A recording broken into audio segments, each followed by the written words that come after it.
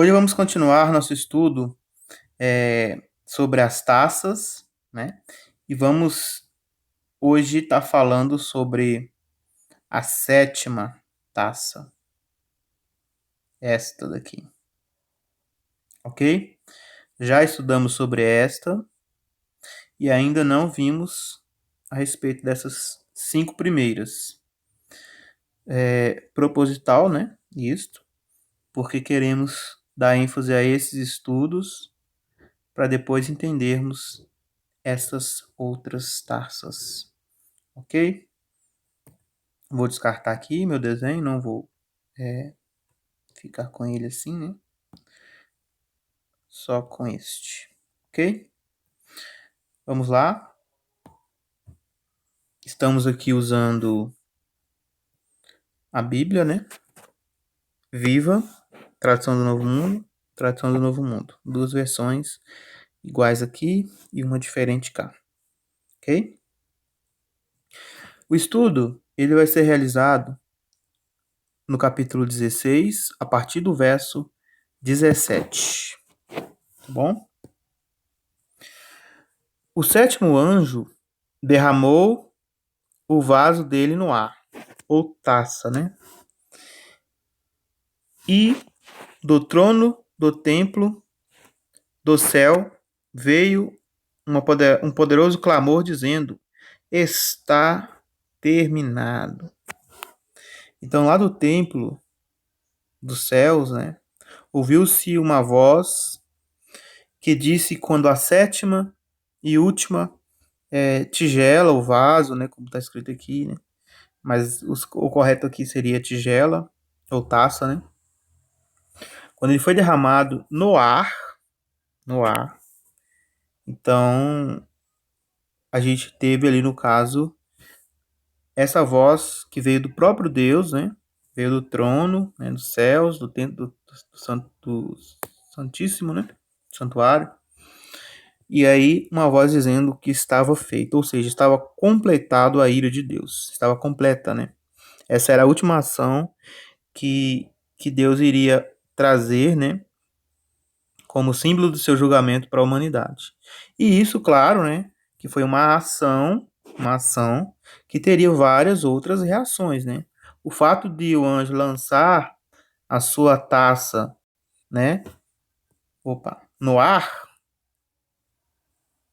Deixa eu pegar uma outra cor aqui.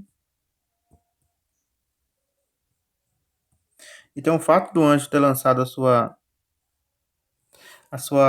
taça no ar, isso foi uma ação, né?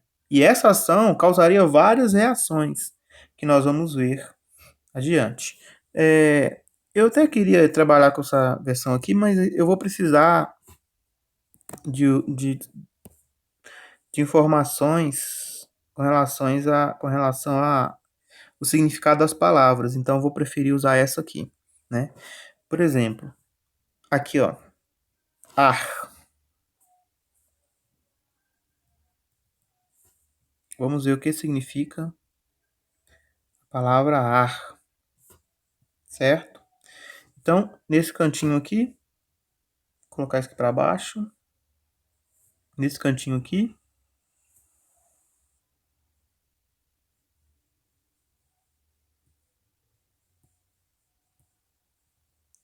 que é melhor. Então, ó, a palavra aqui para ar, né? Ar. Aemi é AR, né? De Aemi, que é o mesmo que tomar fôlego inconscientemente. Esse processo de respiração que a gente tem sem que a gente se perceba disso, né? Que nós estamos respirando. E aí ela significa partícula da camada mais baixa e densa da atmosfera, ok?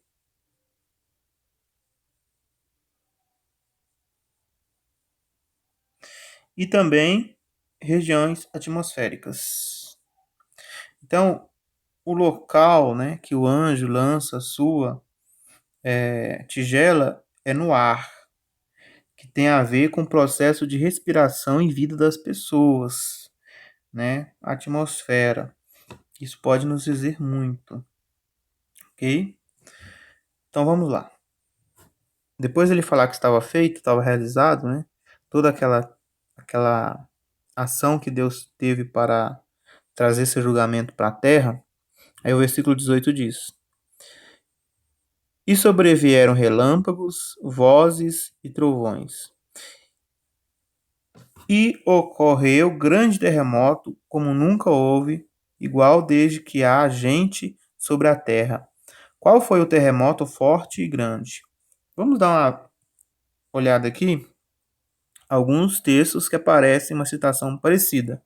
Por exemplo, Apocalipse capítulo 4, versículo 5 diz: Do trono saem relâmpagos, vozes e trovões, e diante do trono ardem 7 tochas de fogo, que são 7 Espíritos de Deus. Então é uma referência, né? Desses relâmpagos, vozes e trovões. Versículo 8, 5. E o anjo tomou o incensário, encheu-o de fogo do altar e o atirou à terra. E houve trovões, vozes, relâmpagos e terremoto. Tá vendo que é o mesmo evento? Então isso aqui, gente, esses trovões, vozes e relâmpagos, eles ligam os acontecimentos, né? É o mesmo acontecimento contado de formas diferentes, ok?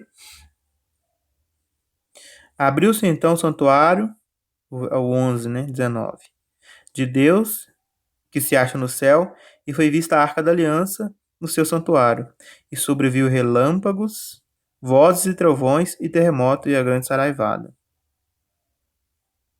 Aí depois o 13. Naquela hora houve grande terremoto e ruiu a 10ª parte da cidade e morreram nesse terremoto 7.000 pessoas. Bom, é isso aí, né? As referências de Apocalipse que faz um elo, né, com essa parte aqui desse versículo. Eu acredito que este versículo 18 esteja aqui para fazer um link com os acontecimentos dos outros versículos, né? Querendo dizer que é o mesmo acontecimento. Quando aconteceu isso aqui, olha, também aconteceu aqueles outros eventos lá. São eventos que estão acontecendo ao mesmo tempo. E o resultado é o quê? Trovões, vozes, relâmpagos e o grande terremoto, né? É o mesmo acontecimento contado, ou até assim, podemos dizer que teve acontecimentos diferentes no mesmo instante, né? O trovões, vozes, relâmpagos e terremoto é um evento. E neste evento acontece vários outros eventos em paralelo com ele. É isso que está querendo dizer aqui. Do meu ponto de vista, claro, né? A gente não pode afirmar, né, nada, mas a gente tem uma opinião sobre isso. Eu tenho uma minha opinião sobre isso. E disse assim, ó: E a grande cidade se dividiu em 3 partes, e caíram as cidades das nações. E lembrou-se Deus da grande Babilônia para dar-lhe o cálice do vinho do furor da sua ira. Este aqui é o versículo principal do nosso estudo. Aqui falou que quando aconteceu do anjo derramar sua taça no ar, a primeira consequência na terra, né, além dos trovões, vozes e relâmpagos, foi a grande cidade, a mega cidade, né? Mega cidade. Dividiu-se em 3 partes. 3 partes. E caíram, né? As cidades do mundo, das nações. Bom, para podermos entender esse negócio de 3 partes, temos que pegar na Bíblia referências, né, que falam sobre isso. Então, a primeira referência que eu encontrei está aqui no livro de Ezequiel, capítulo 5, certo? Vamos ver sobre o que está falando. Filho do homem, pegue uma espada afiada e a use-a como navalha de barbeiro. Raspe a sua cabeça e a sua barba. E depois, passe o cabelo e a barba, desculpe. Raspe a sua cabeça e sua barba, e depois pese o cabelo e a barba numa balança, e divida em 3 porções, 3 partes. Então, aqui, olha, Deus falou para Ezequiel se rapar, né? Cabeça e barba, e dividir a barba em porções, divididas em porções, certo? Vamos ver quantas porções, né? Vamos ver quantas porções. Quando terminarem os dias do cerco, você queimará uma terça parte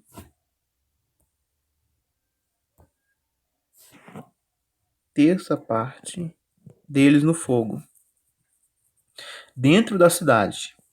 Então, pegará outra terça parte e a golpeará com a espada por toda a cidade. E a última terça parte você espalhará ao vento, e eu puxarei a espada para persegui-los. Pegue também alguns, e guarde-os na borda da sua roupa. Pegue mais alguns fios e lance-o no fogo e queime-os. Este fogo se espalhará por toda a casa de Israel. É bem claro que essa profecia, né, em parte se cumpriu quando aconteceu, né, algumas coisas com a nação de Israel no passado, certo? Mas também é bem claro que essa profecia pode ter um cumprimento maior, né, novamente, né, na nação de Israel atualmente.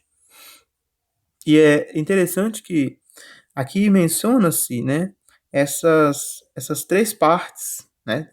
Se vocês observarem com atenção, você vai ver que está fazendo menção de dividir em 3 partes os cabelos e barba de Ezequiel, que ele rapou, né? E aquilo ali era como se fosse uma mensagem de julgamento, né? Da parte de Deus para com os israelitas. E dessas partes todas, o que mais me achou interessante foi que ele escolheria né? Algumas, alguns fios de cabelo, né? E faria o quê? Guardaria nas dobras da sua roupa. Ou seja, uma pequena parte daqueles judeus sobrariam. É isso que a profecia está dizendo, né? Porque a grande maioria seria lançado no fogo, seria perseguido por espada, seriam espalhados pelo mundo. Essa parte aqui, olha. Você espalhará ao vento. Tá vendo? Então, a gente sabe que aconteceu isso com os judeus, né? Isso aconteceu com os judeus. Se nós observarmos em 70 era o comum, isso aconteceu com os judeus, né? Muitos ficaram dentro da cidade, morreram pela espada, outros morreram pela fome, outros morreram pelo fogo dos exércitos romanos, outros prevaleceram, né? Sobreviveram àquele ataque todo, mas a grande maioria, né? Do, do restante teve que escapar, fugido, né, pela espada dos exércitos romanos e se espalhou pelo mundo, né? Então essa aplicação aqui de Ezequiel, embora também teve outros cumprimentos, né? Ela se refere a 70 e também ela pode estar se referindo ao futuro da humanidade, né? No fim do sistema de coisas, de uma forma bem velada, né? E a referência desses 2 textos é as 3 partes, como nós observamos claramente aqui no texto, né?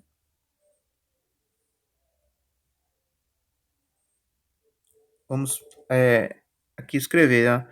Então, 3 partes aqui em Apocalipse. Aí também que fala de 3 partes, né? Uma parte,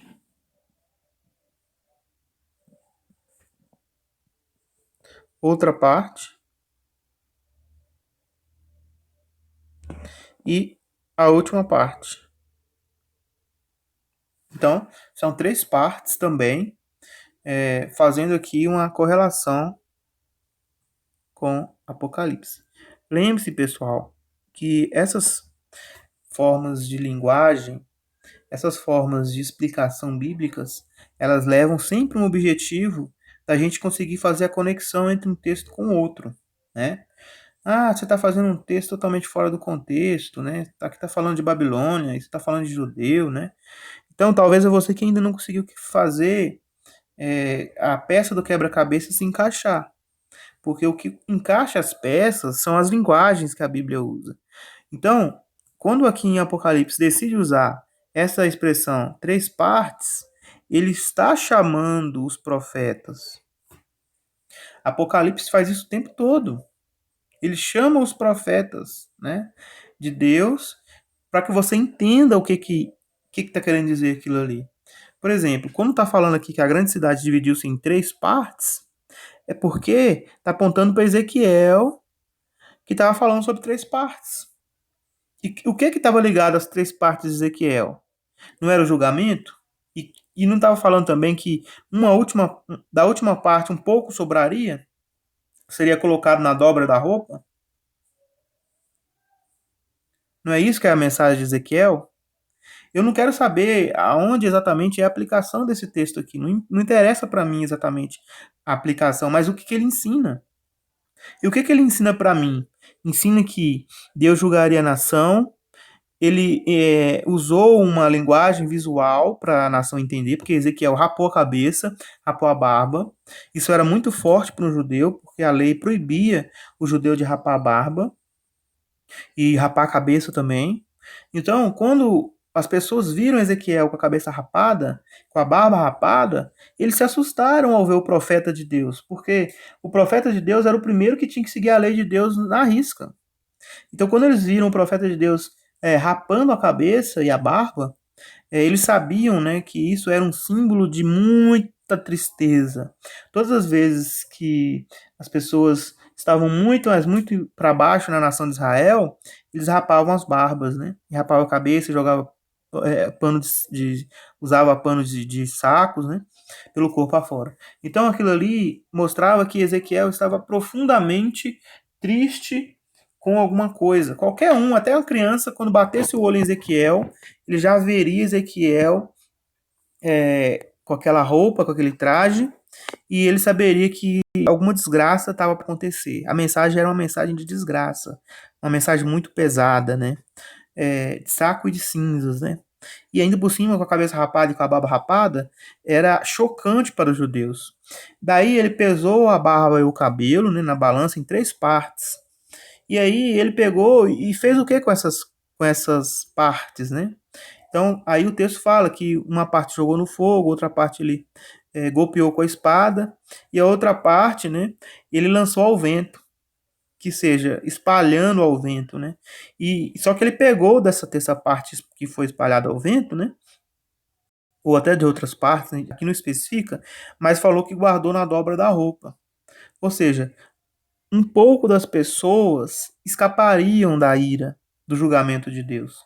E é exatamente isto que o texto de Apocalipse está trazendo aqui para nós, né? Quando fala sobre a cidade ter dividida em 3 partes, ele está fazendo referência clara a Ezequiel, mas não só a Ezequiel, também a Zacarias. Olha o que está falando aqui também, como é que a Bíblia ela é atemporal. Primeiro, se você for pegar o assunto está falando sobre uma profecia que se aplicou a Cristo Jesus quando ele esteve na terra. Ó espada, desperte contra o meu pastor, contra o homem que é meu companheiro, diz Jeová dos Exércitos. Fira o pastor e o rebanho, e que o rebanho seja espalhado, e voltarei a mão contra os insignificantes. Essa passagem aqui se aplicou a Jesus quando ele esteve na terra. Tanto é que Mateus aplicou a Jesus. Fire o pastor e as ovelhas se espalhará. Quando Jesus morreu, né? Quando eles foram prender Jesus no Monte das Oliveiras, O que aconteceu? Dos 11 discípulos apóstolos que Jesus Cristo tinha, somente Pedro e João continuou seguindo ele. Mesmo assim, depois ainda João negou a Jesus. A gente sabe essa história, né? E a grande maioria dos discípulos de Jesus todos correram, fugiram, né? Então, é o que está falando aqui no texto. Está aplicando-se a Jesus. Mas olha só como que a Bíblia, ao mesmo tempo que ela está falando uma coisa, já muda para outra.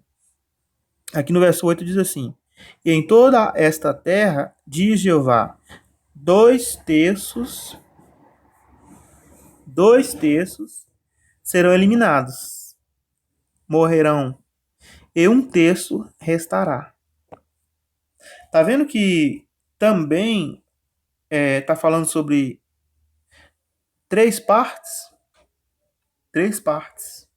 Só que aqui, no livro de Ezequiel, o texto foi mais a fundo e explicou que das três partes, uma somente que se salvará. Mas o que é isso ainda aconteceria com essa uma? Que, se você for analisar bem, está totalmente de acordo com Ezequiel capítulo 5:1. Olha só o que acontece com essa uma.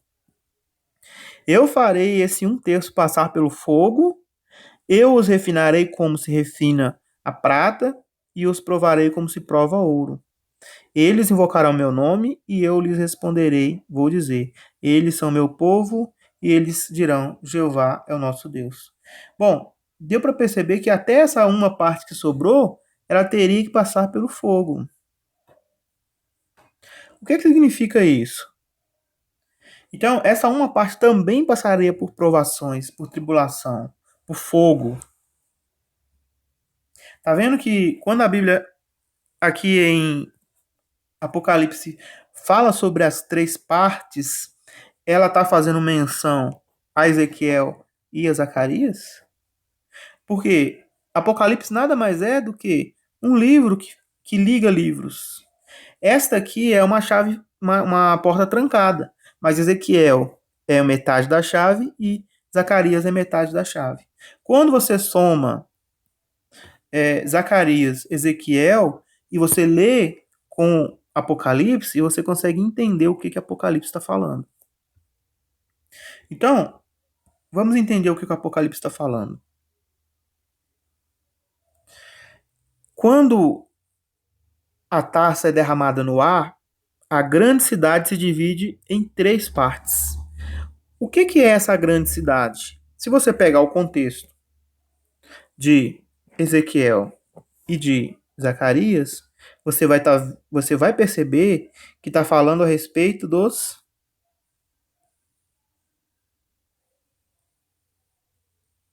judeus. Israel. Está falando de Israel. Então, a grande cidade,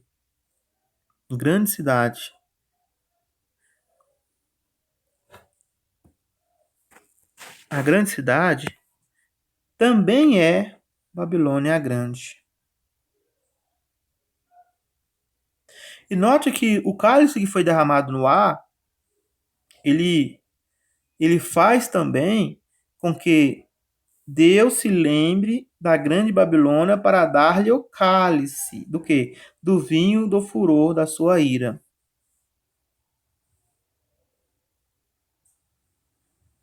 Está falando sobre julgamento.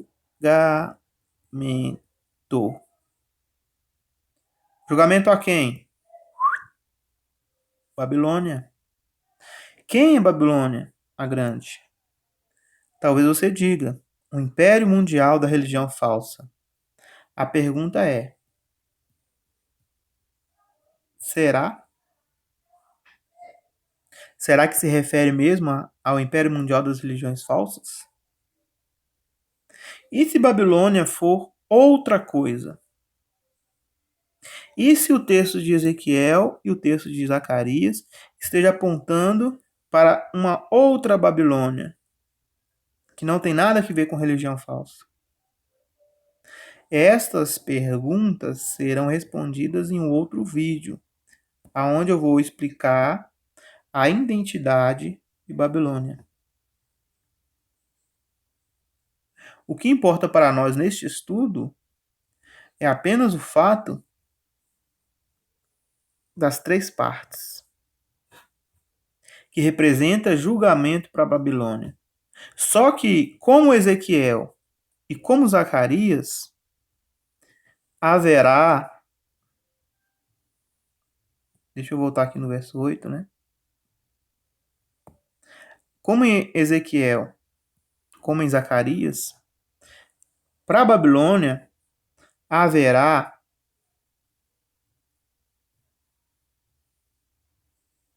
os que restará. Haverá os que serão guardados nas dobras da roupa. Este é o ponto importante que devemos entender sobre Babilônia Grande. Tanto é, olha só, tanto é que se não fosse assim, você não veria isso aqui, ó.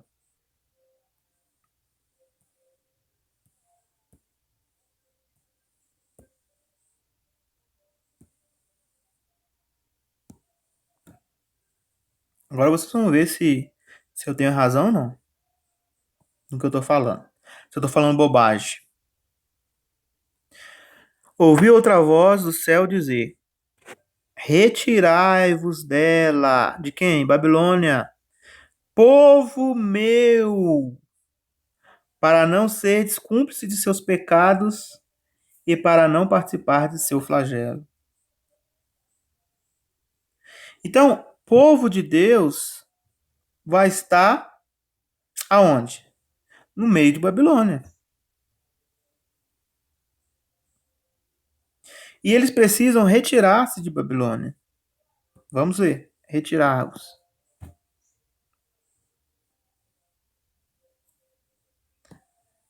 Ir ou sair de, com menção de um lugar da qual alguém sai ou o ponto do qual ele parte. Daqueles que deixam um lugar por vontade própria. Daqueles que são expelidos ou expulsos. Metáfora. Ser uma assembleia, abandoná-la, proceder fisicamente,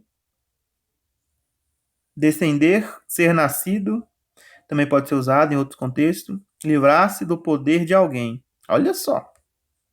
Livrar-se do poder de alguém, escapar dele em segurança, deixar a privacidade e ingressar no mundo diante do público, daquele que, pela invocação de opinião, atrai atenção, de coisas, de relatórios, rumores, mensagens, preceito, tornar conhecido, divulgado, ser propagado, ser proclamado, sair, emitir, ser ação ou da boca, né? Fluir do corpo, emanar, emitir, usar de um brilho repentino de luz. Bom, todas essas aqui são explicações para esta palavrinha, né? Que nós estamos vendo aqui. Sair, fechou aqui.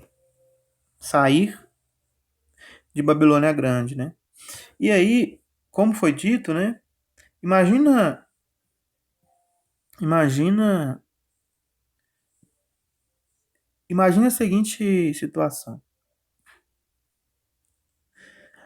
Quando a Bíblia ela fala sobre as três partes, sempre está ligado, se você for analisar lá em Apocalipse, que nós estávamos né, agora, sempre está ligado com o que Ezequiel e com Zacarias falou.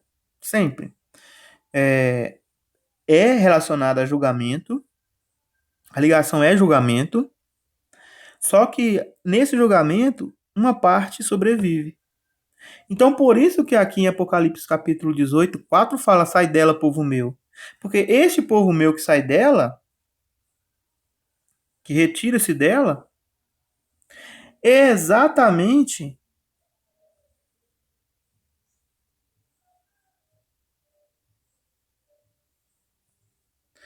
Cadê?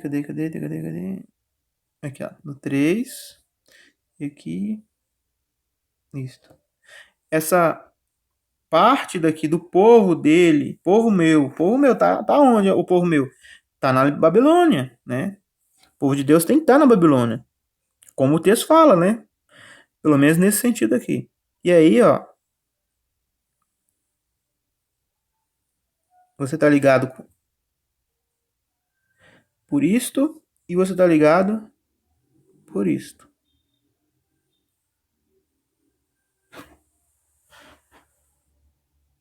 Conseguiu entender a mensagem de julgamento para a Babilônia com a relação da terça parte que conseguirá ser guardado e restaurar? O que Babilônia tem a ver com nós cristãos? O que Babilônia tem a ver com o povo de Deus? A relação que existe entre Babilônia e o povo de Deus é que vai ter um restante de pessoas que serão salvas. E isso quem está falando é os profetas, não é eu. Quem falou foi Zacarias e quem falou foi Ezequiel. Para ajudar a entender Apocalipse, que fala sobre Babilônia. A gente usou esse texto só para provar para vocês que existe essa possibilidade aqui, olha. Porque se não acontecesse com Babilônia essa possibilidade, ela não teria pessoas que retirariam dela para ser salvos. Quando você pega o texto lá de Apocalipse 16,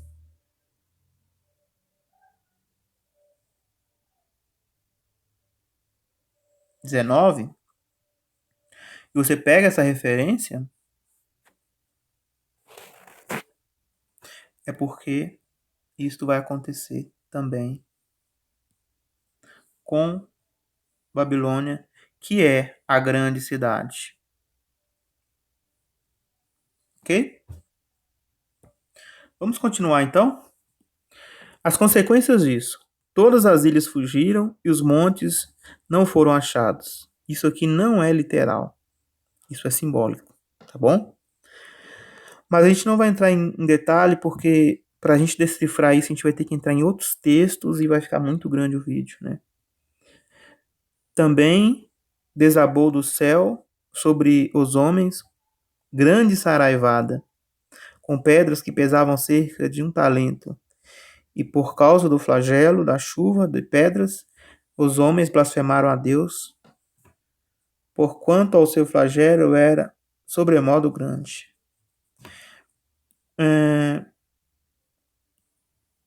A Bíblia fala que quando aconteceu o julgamento de Babilônia Grande, grandes coisas irão acontecer no cenário da humanidade, né?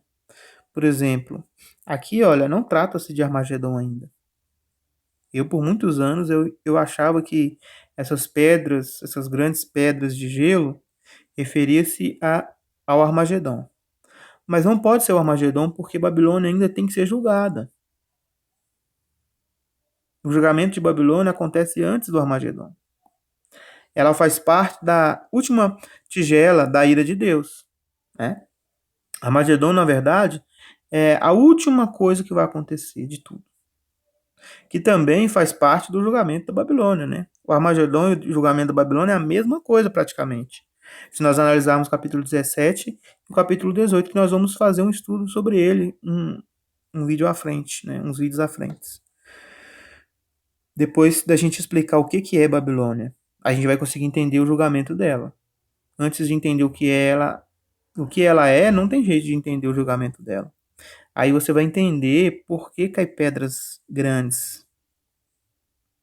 Porque o julgamento de Babilônia, ele é grandioso. E ele leva a fim à ira de Deus na terra. Por isso que é a última taça. Então, uma parte do julgamento de Babilônia é o Armagedon, entende? Não é que o Armagedon, ele não tem como se desvincular uma coisa com a outra. O julgamento de Babilônia está totalmente ligado ao Armagedon. E esses eventos aqui acontecem, né, para dar fim à ira de Deus. Então, este foi o nosso estudo de hoje. Foi um pouco mais curto, né, do que a maioria dos que nós fazemos, mas o objetivo foi alcançado. A gente conseguiu entender, né, principalmente essa parte que eu gostaria de frisar da terça parte. Se vocês conseguiram entender essa parte, para mim já está maravilhoso, porque essa parte é uma chave para conseguir entender as outras coisas que irão acontecer com Babilônia Grande. Lembre-se, a sexta tigela, a sétima tigela, né, tem a ver com o julgamento de Babilônia Grande. E o julgamento de Babilônia Grande é a última ação da ira de Deus para com, é, para com seu julgamento. Isso é o fim de tudo. Tudo, tudo, tudo, tudo. Tudo que está descrito para acontecer no dia do Senhor, o desfecho é o julgamento de Babilônia Grande. Por isso que aparece ela, né, como recebendo é, essa tigela da ira de Deus aqui, ó. Deus lembrou-se da Babilônia Grande para dar-lhe o cálice do vinho do furor da sua ira. Tá vendo? Então é a última tigela entregue na boca de Babilônia para ela beber, né? Só que a gente vai ver nos outros estudos que ela já tinha um cálice, né? E esse cálice estava cheio de coisas repugnantes e também cheio de sangue dos que pregam sobre Jesus Cristo. É uma coisa fantástica que vai ser o próximo estudo. Então, eu agradeço muitíssimo, né, a todos vocês que dedicou seu tempo, né, a sua vida para aprender sobre essas coisas tão profundas. E que a paz do nosso Senhor, né, Jesus Cristo possa iluminar a mente de vocês, para vocês continuarem a aprender sobre as coisas do reino.